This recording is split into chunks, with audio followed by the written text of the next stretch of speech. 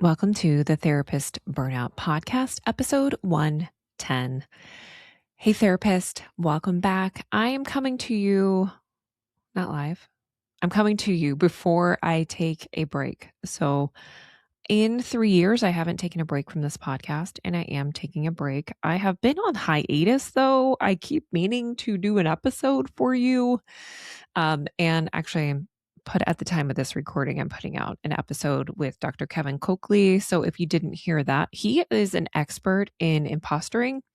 And I was just like, I would love to have him on my podcast to share his expertise in this area. And so I just messaged him on LinkedIn and he was like, yes, I will do that. And I was like, really? Okay, let's do it. So I found that conversation really interesting. We also talked about like racialized stress and racialized experiences. That is also in his research areas in Black psychology. So that was very informative. So please have a listen to that. Today, though, we are talking about relearning rest because we don't need to squeeze out summer. That is my thesis for this episode. I think we think of a time in the future where there's not going to be as much stress, when we'll be able to handle it better. Maybe that's when you close your practice. Maybe that's when you leave therapy work. Maybe that's when you launch your practice. Maybe that's when you're done with your training. So we have this mental issue with projecting into time and believing there is a time where we'll have lower stress. And some of that I somewhat believe. So I think if you look at data for people who are older, they are less stressed. So I think there's certainly times in life when we have less stress. Younger people have actually more stress, which I would think if I was young again, I could just not have stress. They have a lot of stress, interestingly enough. But I think for summer, the summer's problem is in our minds, we believe it should be a time of less stress, of a time of more relaxation where we get to experience a time that's more playful. We also curate like wonderful experiences of vacations in our mind that sometimes are relaxing and sometimes they're just not. Sometimes they're not. And I think we spend so much time imagining future versions of rest that we don't rest or that we put off rest. Like I will get to rest when I get to the end of the school year. Like for me, who now works as a school psychologist, I have been overworking, y'all. I have been overworking this school year. My brother, even the salesman, my brother, thank God for him, even reflected because I had him read Oliver Berkman and he was mad at me. He was like, why did you have me read that book? I don't even know how to think about it. And so I've talked about his book, 4,000 Weeks, and I can't remember the subtitle of that book, but it's essentially how to not feel as much time pressure. So he was a productivity author and then started talking like anti-productivity author, how it really doesn't make any sense and how a lot of the ways we push ourselves really don't make a lot of sense. And I think it was a big paradigm shift for me to read that book. It doesn't mean I don't have goals, although early in like, not early in 2025, no, maybe mid last year, I had a zap of ambition to do anything. I just don't wanna. And I've been talking about this. I don't want to do it. I don't want to strive anymore. And so when striving is gone, what do I want then? And I think this thing about summer is that when I don't put off rest anymore, or I don't believe that I have to have the perfect sabbatical, which in my mind I thought I had to have for up until just recently, that summer has to be this protected time where nothing happens except fun and rest. And that's just not life. It's just not possible. I teach and I believe deeply that rest has to be incorporated into the lives we live now. However, modern life really pushes us into overworking. If we're not careful, it will just continue to eat our time. And I think thinking about what we actually need, is important. So I think just to put a leisure like in the mind frame, I've read some research that indicates that we have more leisure time than in history. So we actually have more time. That is shocking to me. So when I heard that statistic, I was like, that can't be possible that we have more time because everyone I talk to has no time. So I have gone, I don't know where I heard someone say, life is full. I'm not busy, life is full. Because many of the choices that I made last year in my full life, I made, right? And I made choices in my work life for next year that will hopefully structurally change some of that. Well, I will be less full. And I'm trying to strategically every year look at my work life and say, how can I incrementally change my working so that I can rest more? And that's the advice I give to people. Huge changes in your work life or in your personal life are not possible. You know this, therapist. This is the stuff you preach to your clients all the time. You tell them like, okay, let's just try one thing this week. Let's try a couple of things this week because we know if we tell them to revamp the whole life, they will leave and not come back to therapy and tell us that was horrible advice. Why'd you tell me to do that? So I think what we really need, and research supports this, that there's a real sweet spot in our leisure, even. So around 2 to 5 discretionary hours a day is what feels good and for well-being, for having leisure. And having too much of that is linked to not being well. Too little with not having enough is linked to not being well. And during the school year, there were times where I didn't have 2 hours a day to myself. I was lucky if I got my kids to bed and I was still awake an hour after they went to bed as well, because I have one child who wakes up at 5:30 and one who stays up till about 10:30. Even though I try to get him to bed early, he is a night owl. So that is partly my life right now. And still, it feels like it's a crunch, right? I think we're looking for rhythm. And in summer, we shouldn't squeeze it all out either. We shouldn't squeeze out every experience that we could ever have in summer, having a bucket list like, I have to go to all these places. No, that is not the task of summer. The task of summer is really to think about, okay, let's think about this season. What rest do I need? What play do I need? What leisure? What family time do I need? And really think about like, okay, can I structure a rough sketch of what that can look like for me for this season? So my school year in review, I wanted to do this as an exercise for you as well. I took on too much. And I felt that when I took both of these contracts on. One was for hours that on paper looked like I could manage that. However, what wasn't on paper was the acuity that I would face in that particular contract, the difficulty with traveling to that particular location, which was like tearing up my car suspension. Like it was not good. And I have a new car. So I worry about it. I don't want it to get torn up on the road. And I felt this acutely in about November, December, where I had the thought, maybe I should end this contract. And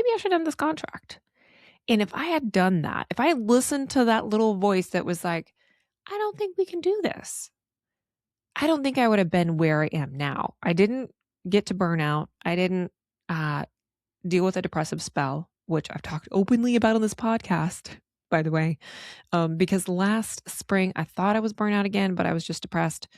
Not just depressed. I was depressed and got some support for that. And that was good. And I haven't struggled with that since. And part of that is also, I think, dealing with the circumstances of my life, that I chose a degree in psychology. I have a doctorate in psychology. I'm not going back to school. So that's one thing. I don't think I'm going to do a career change right now with the ages of my kids, those types of things. Not going to do it. If something falls into my lap, we'll talk about it then. But I'm not going to do that. But if I listen to that little voice, maybe in December, could I have made a change and stopped mid-year? Maybe. Maybe I could have. And I will definitely keep that data going forward, that I don't have to do anything that I don't want to do. And this year, going into next school year, I'm going to be working full time at a school. And there's a lot that's coming up for me around working full time. After not working full time, I'm looking at my calendar, like when was the last time I worked full time?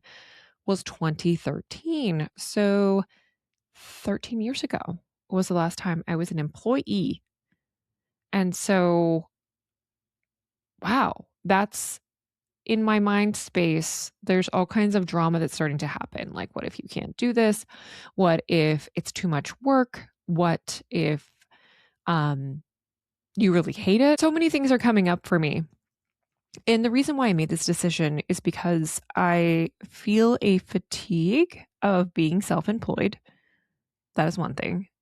I also came to the conclusion that I do like working in a team-based environment.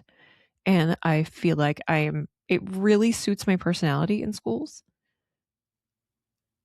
I think part of what was keeping me not making this move sooner, I've been working contract for a school for 4 years, and I closed my practice in 2023. If you're new to this podcast, hello, I'm talking a lot about my choices today. So, but I think it's relevant because I talk with therapists all the time about what they're going through and what they're thinking about with their changes and how it seems like they can't make a change.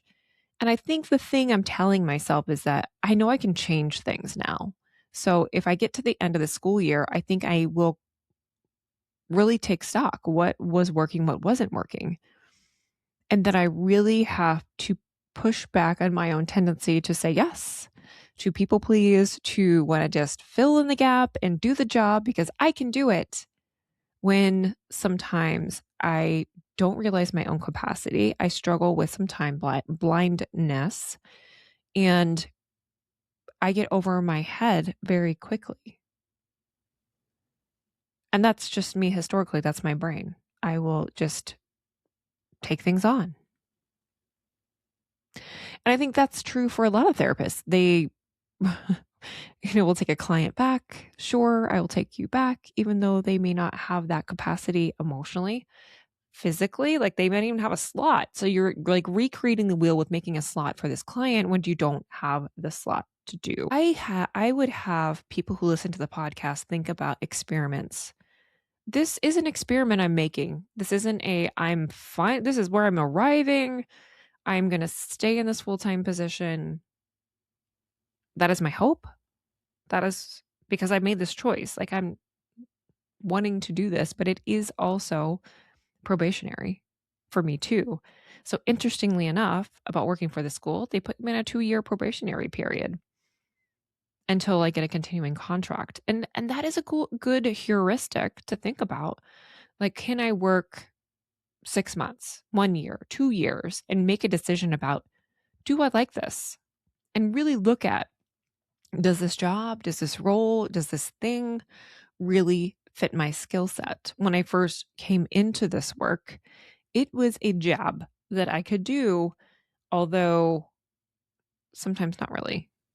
Sometimes I was really struggling. I remember the first days of leaving my practice and needing to lay down for half the day because I was still in burnout, still dealing with mental health stuff related to my burnout experience and my midlife awakening / crisis. Yes. Because it has been an awakening too. I will say that. So last summer, I work for a school, right? And I could have taken a break, but I didn't because I don't know. I did want to earn a little extra money, which we didn't actually use for the purpose that I wanted to. So I earned the money to paint our house, which then got eaten up by some other thing, which I'm still salty about, which that's for another time. But I thought, let's just keep pushing. I can, grind out this like $7,000 and take on these cases and let's get it done. And I didn't have the rest. I didn't allow myself to rest. I never really stopped. I had a lot less work. That was good. I did better at not overworking. I did better at not working too much, but I podcasted still weekly. I was also building a course, which I still didn't launch, which is fully built out, but I have gotten in a lot of like, do I want to do this? I don't want a drama in my mind with this podcast and that offering, which I plan to offer in the fall. So it's a better time.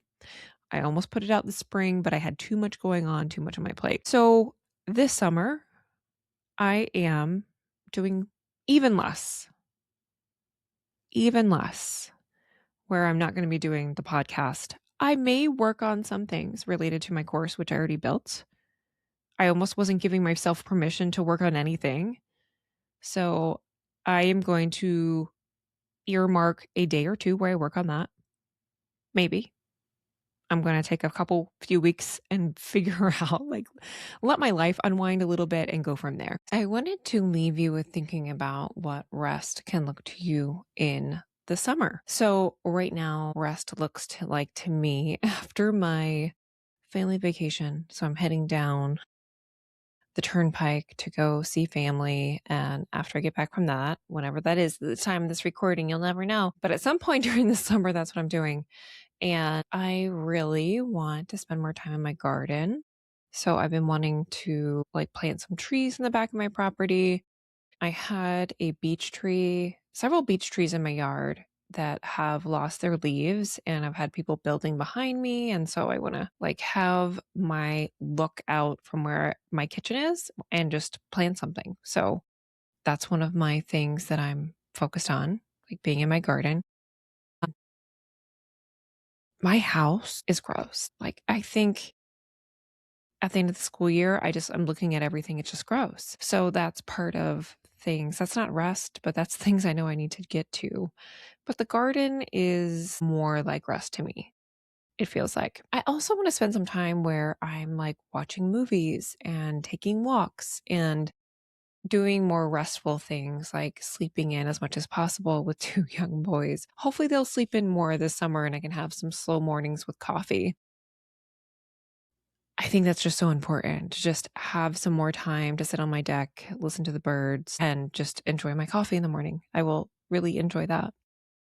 I've taken up pickleball a little bit this year, but I haven't got to play it as much as I want to. I still play tennis because that's just like mental health for me.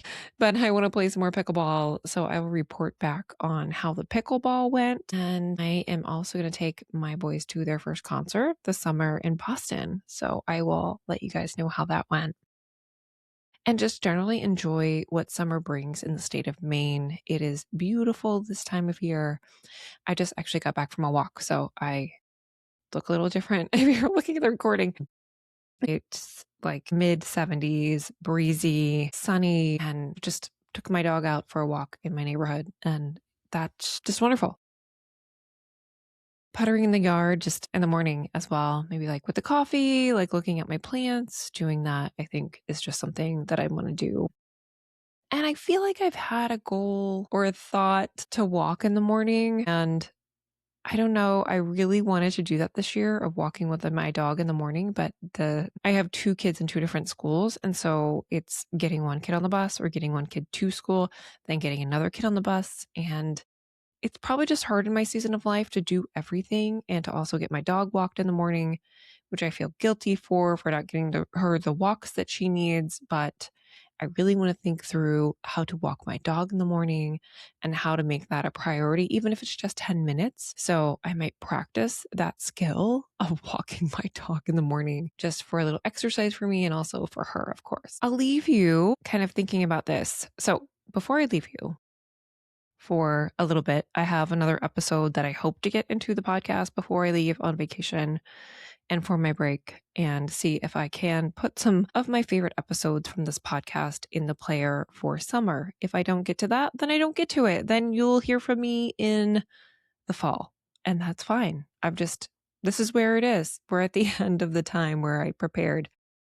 And I was overtaxed. And so I'm just letting it be what it's going to be. And yeah, that's what it's going to be. And I think that's a part of one of the truths that I think that came out of this year was that there is always more to do. And we can continue to work forever on something, especially if you have your own business, if you have launched things, or if you do marketing, there's always more to do.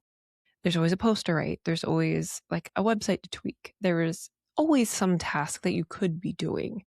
But at some point, you have to say, actually, this is where I'm stopping. So this is a choice I'm making to stop, to pick it back up and see what it feels like on the other side. So for you, I'd leave you with that. What is it like for you right now to stop where you are, not have it be a perfect ending, not tie a bow on something, because that's hard to do in life.